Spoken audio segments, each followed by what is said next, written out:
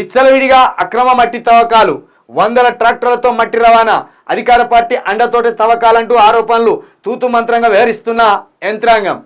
ఇవో మట్టి తవ్వకాలు విచ్చలవిడిగా జరుగుతున్నాయట రేవంత్ రెడ్డి గారు.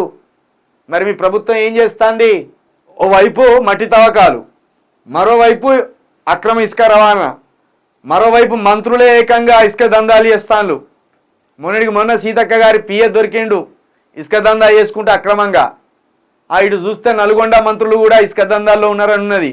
అటు చూస్తే తుంగతుర్తిలో ఇసుక రవాణా, అక్రమ ఇసుక రవాణా సాగుతూనే ఉన్నది.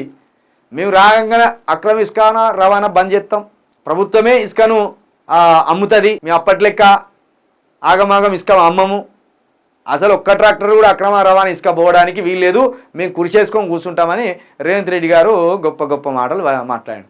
తీరా చూస్తే ఈ మట్టి కూడా దవకపోయే కాడికి వచ్చింది. ఇసుక దేవుడు ఎరుగు, మట్టి తవ్వకపోతానుగా. ఈ ఎటు పడితే అటు అక్రమంగా విచ్చలవిడిగా మట్టి తవ్వకాలు ఇస్తాను.